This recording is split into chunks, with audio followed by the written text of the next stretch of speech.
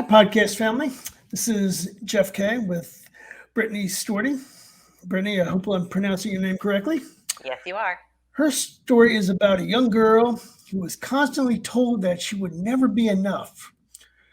Her voice finally became public on the Dr. Oz show, March 2012. So, yes, we have a celebrity with us, guys. she fought. Uh, she fought through not only traditional coming of age difficulties, but heart wrenching root of eating disorders, addictions, and other issues. And with that being said, I'm going to let Brittany take it away. Brittany, it's all yours. All right. Hi, everyone. My name is Brittany Storty. I am the founder and CEO of the Bridge Coaching Services, and I specialize in women's empowerment and addiction recovery. And should I just tell my story? Go for it. Okay. Well, I was born and raised in Rhode Island, and we are a very prominent family in the community. My father is a funeral director, and he owns the funeral home.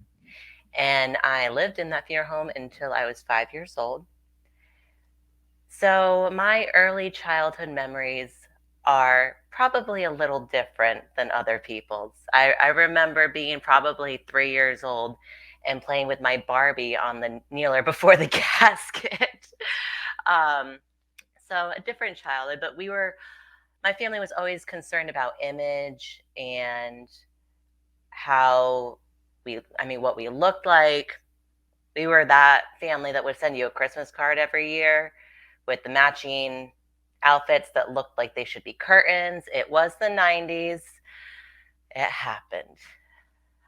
And I grew up looking around me because I would walk downstairs and there would be calling hours, awake, whatever you call it.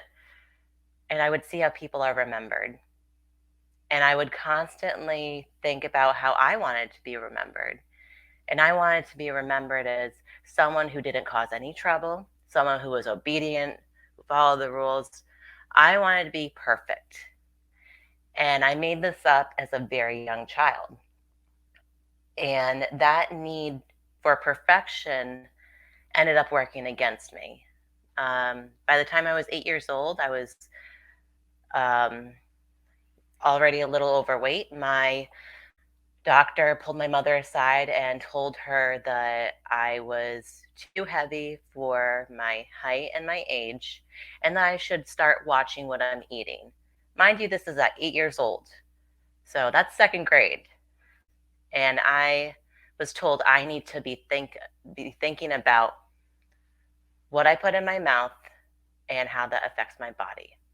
And all I heard when he said that was, there is something wrong with me. And that started a lot of diets. But I was a kid, and I, like any other kid, I wanted my sweets. And when I was told I couldn't have anything, I would hoard them. I would constantly overeat in secret. But the thing with overeating is it shows up. You can physically see it after a while. And that self-hatred continued to grow. I always felt like I was never enough and that I would never be enough. And that continued on until I was 16. I was very much overweight as a teenager. And I decided that to gain the approval of my peers, my parents, that I would lose the weight and that would fix everything. And so I did whatever it took. That meant bulimic practices, anorexic behaviors, laxative diet pills, you name it in that disease, I did it. Within 2.5 years, I lost over 100 pounds, and I became severely underweight, and it still wasn't enough. And I remember being in college, and I knew I was dying. My limbs were falling asleep because the circulation wasn't being pumped through my heart because my heart was getting weaker and weaker. And But I made up in my head that it was all worth it because at least I would die skinny. I wouldn't be known as the fat Oh my girl. God. Yeah, because I was constantly thinking about how I would be remembered. And so I had to come home from college because my brain functioning was not what it would have been had I been a healthier teenager. So I came home. I was 19 years old, still convinced that I knew everything, and I was just fine. Yeah, I know, typical teenager. I know everything. And so, God bless my mother. um, but when I came home from college, I didn't know what I wanted to do, but I would have this daily practice of watching the Dr. Oz show when I was eating my lunch just to keep my mind busy because I did not like eating. I was still practicing very heavily in my eating disorders. And he said something that I wanted to look into. So I went to his website, and there was a little column asking people about their experience with eating disorders and the pro ana movement, which is an online movement that was in the 2010s, probably still is today. It was an online movement that told people how to get better at their eating disorders. Very toxic. And I wrote in, and I didn't think anything of it. Here I am, 19 years old, haven't got a clue about life. And here I am writing to Dr. Oz. So I didn't think anything would happen. But 2 days later, a producer called me, and they're like, we would really love to have you on the show. I thought I was being punked because here I am, this small town girl from the smallest state in the United States, and I'm being asked to go to New York to tape a national show. I'm like, yeah, okay. Because I was, one, convinced still knew everything, but two, even though I knew I was in pain, I still wanted to help people. So I went, and I was on the show with 3 other women. 2 were even more underweight than I had ever been, and they were on death's doorstep. Unfortunately, those 2 women have passed away since due to this disease. This So at the disease, are you talking anorexia? yes, yes, that's how we refer to our addictions in the recovery community, as a disease. And so at the end of the show, they offered us all a full ride to treatment to Shades of Hope in Buffalo Gap, Texas, which is an all addictions treatment center that specializes in eating disorders. And everyone was like, yeah, I'll go. Yeah, I'll go. Me? I know everything. I'm not going. I obviously didn't say that on national television, but I declined. And it took me a couple weeks later, and I was engaging in bulimic practices, and I threw up blood. And this was the first time that had happened. And that was the first time I became afraid of myself. And I didn't know what was waiting for me in Texas, but I knew it had to be better than what was happening. And so I went to Shades of Hope in Buffalo Gap, Texas, and it was one of the best decisions of my entire life. There, I learned I had a disease and I needed to be healed. I was not broken. I did not need to be fixed. I was wounded and I needed to be healed. And that's really where I grew up. And I went through their residential treatment, transitional living, and halfway house programs. And then I came back that November, and I thought as long as I had stopped my eating disorder, that everything was going to be fine. And it was not fine. When I turned 21, that was like the green light for my alcoholism because it was legal, justified. In my town, there's very much a drinking culture. Also, I'm during like the college years, so it was very normal to have a 21-year-old that was inebriated. But within 2.5 months, I totaled 2 cars. I was sexually assaulted. And after that event, I stopped caring what happened to me because I convinced myself that that was my fault and I wasn't worthy of anything. So I continued in my alcoholism. I drank to get drunk. It was not social.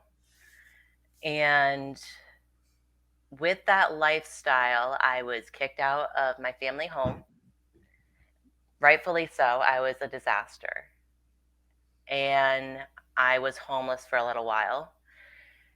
And there's a lot that goes with that lifestyle, especially for a woman. Um, and that lasted until um, April of 2016. And I got a text from my mom saying, "Have you seen your sister?" And my sister had been struggling with her anxiety and was no longer sleeping. And she had to withdraw from college. And I had not seen her. And it was 5 days until someone found her. She had taken her own life. Oh my God. And when I read her suicide note, there's something that stuck out to me. She thought that she was the problem that couldn't be fixed. And I had to put down the booze only for a couple weeks, but long enough to take care of my family, the funeral arrangements. And then when I went back to it, my body had this reaction that I cannot explain to this day. I kept on getting sick after drinking, and I was a professional alcoholic at this point, full blown, and there was no logical explanation why I was getting sick so much. At least that's what I thought. And but I still defended my alcoholism because with me it's all or nothing. Like if I go for something, I go for it hard, whether it's good or not. And that lasted another 9 months.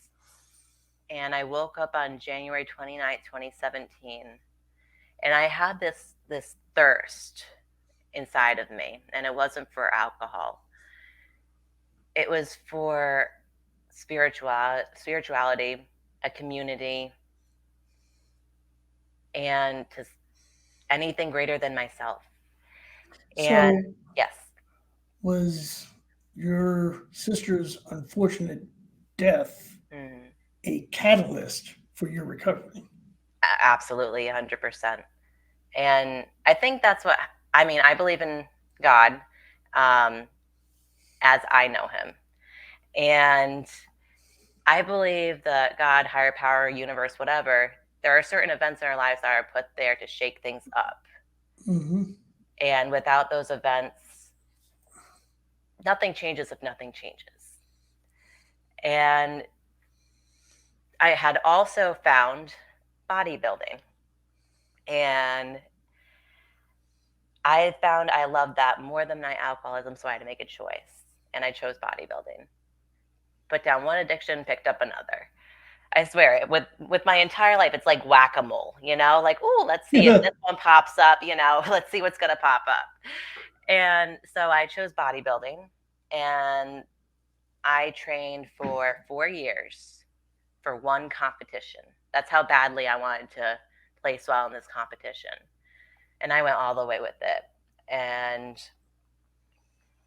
2 weeks before the competition, it got canceled because of COVID. Now, this is one day I've been training for 4 years, dieting for 17 weeks straight, 5% body fat.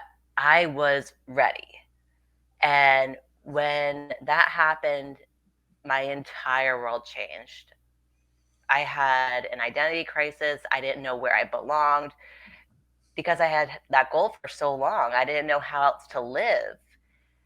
So I Sure. started eating. And when I started, I couldn't stop. And part of that was natural because I was very much depleted. And part of that was my old eating disorder rearing its head again.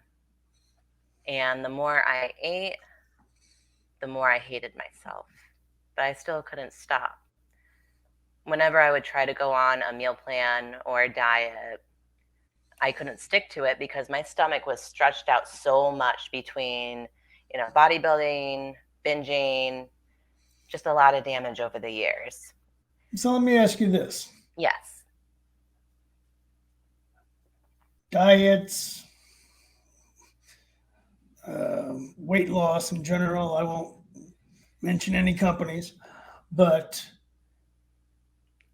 I would argue isn't weight loss more of a lifestyle change than taking a pill or Mm, See, that's the fine line because with diet culture these days, people want fast results.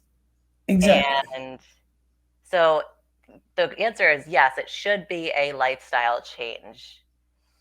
But oftentimes that's not what people are looking for.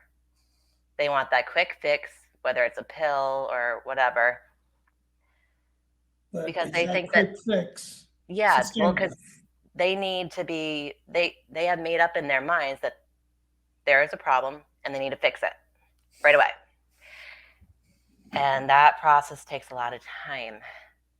And it took me until August of last year, actually, um, to get abstinent and do whatever it took to keep it. And since then, it's interesting as you get well, some people love it and some people hate it. And they make themselves known to you pretty quick. And sometimes it's hard. Like for me, it was a family member that absolutely hated it because I was becoming me for the first time ever. It was my own identity as myself. And I had to end up choosing a different career because I worked for my father at that time, and we did not um, we were not on the same page about a lot of things. And so during our yearly review, he was putting in the number with my raise and what I would be making for the next year. And I saw the number, and don't get me wrong, it was a great salary, great number, but I didn't care. It didn't matter. It did not. And when you cannot be bought with money, you need to reevaluate quite a few things. So I knew I had to leave. But I'm thinking to myself, what could I possibly do? I'm 30 years old. I didn't go to college or didn't finish college. And for the first time, I got to choose what I was going to do with my life. And that can be a little intimidating sometimes. And I'm like, okay, so what do I know? I know my story. I know I love to help people. I know recovery. And with all that in mind, I started looking at recovery coaching jobs, and nothing quite seemed to fit because my vision was much bigger than what I was seeing. So I got the necessary certifications, opened my own business, and it is a rocky start sometimes, just like any business. No, of course. Yeah, because I'm in like that promotional stage right now, and the investing and the building. But despite all of that, I have never been happier in my entire life. For the first time in my life, I have a vision of where I want to be, and I know I can get it. And I feel like I have this secret to life for everybody. Your vision is completely possible, is 100% possible. Within reason. If you can't sing, you're not going to win a Grammy. But if you can see yourself, especially if it's to help others, that is 100% attainable. And it happened for me when I gave myself permission, because I knew I was made for more than what I was doing. And now I get to help amazing, beautiful people achieve their dreams. And I get them from where they are to where they want to be. and I let them know that their dreams are possible. And that's amazing. Thank you. And that's one of the reasons I started Echoes Across Time. Mhm. Yeah. Yeah, it's interesting because my entire life started because I was wondering, how am I going to be remembered? And it's interesting with what we think as a child versus an adult and how that can transform. Absolutely, because and I think you and I spoke about it about a week ago. Mhm. The fact that I have this other company, My Digital Memories, Mhm. which actually resurrects people's stories Mhm. from photos to video, Yeah. so they Yeah, can pass it off. So they can and what pass it off you as a legacy. yeah. And what you do is my favorite part of being in a funeral home, providing those memories for people and making a time of grief a time of celebration. Absolutely, Mhm. absolutely. Yeah. So, do you have any books out, or is everything on your website? Or Oh gosh. My book is scheduled to be done in December. Publishing will probably take a little bit longer, but I am on my way because it's like it's gnawing inside of me. It needs to get out, and which is why I love being a guest on podcasts, because it's allowing me to tell my story, because I know there are people out there that have been through similar experience or have at least felt the way I felt. And that's why I tell people when they say that they don't have much of a story, or they people can't relate to their life events. I'm everybody's like, got a story. everybody's got a story, and it doesn't matter if they've gone through the same exact thing or something completely different. They can identify with how you felt more than Absolutely, anything. absolutely. Yeah, because we all matter. At the end of the day, we all matter, and we all have the energy inside of us that we have the choice to make positive energy or negative energy. It's one of the laws of science. Energy exists. It gets transformed. It does not disappear. And we get to decide how we spend our energy. And you took a horrible story about your sister's taking her own life, Hmm. and look what you've done with it and the people that you are now inspiring. Well, I couldn't be there for her when she needed me most because I was deep in my alcoholism. So this is my way of making amends to her, but also to myself, and forgiving myself for not being there because I couldn't. It wasn't a choice back then. And I bring her with everything that I do. Her symbol is actually a sunflower. And if you go to my website, you see sunflowers everywhere. I did. Because without her, none of this would have happened. None of it. Because we are not problems that need to be fixed. We are wounded beings that need to be healed. There's nothing wrong with us. We're not bad, you know? Everybody is different. Everybody has, as I call it, baggage. Yeah. Oh, yeah. Yeah. And what And I do is I help you get on the next plane. A therapist helps you unpack the baggage. That's where it differs. And I want to make a shout out to therapists in general. With my own therapist, I love her dearly. We are not the same. And I respect that 100%.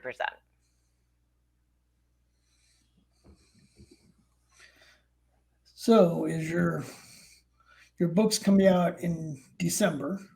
Well, so that's when I'll finish writing it. Okay, Still, my story's still being written. as is everybody's. Exactly. So, is it going to be dedicated to anybody special? Definitely my sister, 100%. I was, 100%. I had a feeling you were going to say that. Yeah. And it's I already know the title. It's going to be called Made for More. I I can see where that would come from too. Yeah. Yeah. I'm very excited. And then when I tell people that I'm writing my book, and they get so excited, especially the people that have heard my story before. And in the past, when I've told my story, especially in early sobriety, a lot of people didn't really know what feedback to give because there's so many different elements to my story. However, now I feel like it's come full circle and it has a happy ending. Now, I'll date myself a little bit. Mhm. This is the same disorder that Karen Carpenter had back in Correct. the Yes. Yep. 70s, I believe, I think it might have been the 80s. or the 80s. Yeah. Mhm. Yeah. I Because, mean, that's when it became pretty publicized yeah, as that's a just what I was about to say. Isn't that when it really got some eyes on it? yeah, absolutely. And now when you try to get treatment for an eating disorder, many times treatment centers do not many times insurance companies will not fund treatment like they would drug or alcohols. Why? It's the same thing. Exactly. Exactly. And up until I think just a couple of years ago, it wasn't in the diagnostic manual. I think it's the DSM-5. I think that's the proper book for psychologists. For it's all the diagnoses you can give people or whatever. It wasn't even in there until a couple of years ago. That's incredible. Right? It's absolutely insane. And anorexia specifically is the number one cause of deaths for mental health. It surpasses overdoses, it surpasses any other form of mental illness. This is an undetected disease that's killing people. And I don't see a whole lot done about it. So what certain places can do is they can create foundations. Shades of Hope, the treatment center I went to, they have the Hope of Shades Foundation, where they do fundraisers and they encourage people to donate so they can scholarship people for treatment. Oh, that's awesome. Yeah. Yeah.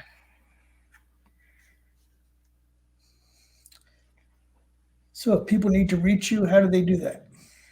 So people can reach me at thebridgecoachingservices.net.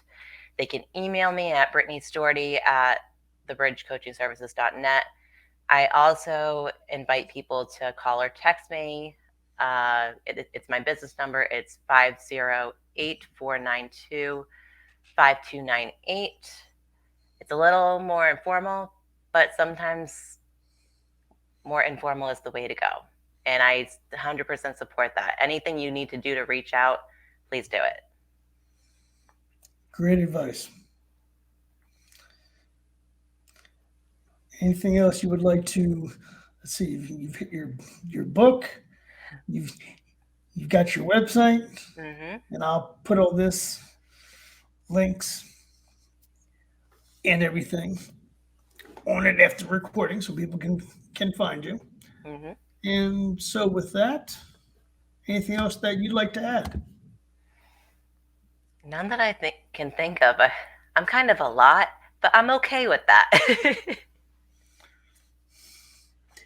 Awesome. Well, I'm sure we will be seeing you again as soon as your book's done.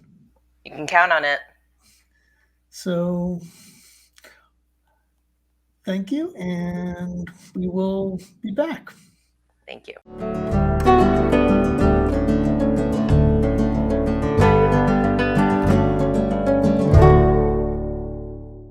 I'm Jeff Kay, founder of My Digital Memories. We preserve, protect, and organize your precious memories, which include your photographs, negatives, videotapes, home movies, records, and cassette tapes. These can be stored for today and future generations. After our parents died, my sister and I were cleaning out their home, and we came across boxes of photos that we wanted and our kids wanted. I knew I had to digitize all these paper photographs, slides, and negatives so they can be shared with family and friends. In My Digital Memories, we take your photos and most types of media and digitize them. We're able to restore photographs and remove unwanted scratches or blemishes. We also digitize home movies. We deliver the end product into any type of storage imaginable, whether it's on a USB thumb drive, a DVD, or storage in the cloud. We make it easier for you to share your digital memories with family and friends. Were you aware your family memories, paper photographs, and other media were only designed to last a maximum of 20 years in a climate-controlled environment? People care about their memories, genealogy, and where they come from. My client Sally gave me countless VHS tapes and had no idea of the treasure she was about to find. She heard her father's voice for the first time. Her father died in Vietnam and she never met him. She broke down in tears and was extremely grateful. Let's always remember our pets, our furry friends who are loyal to the end. Please contact me to preserve what is most valuable in your life for today and future generations. You are never forgotten with My Digital Memories.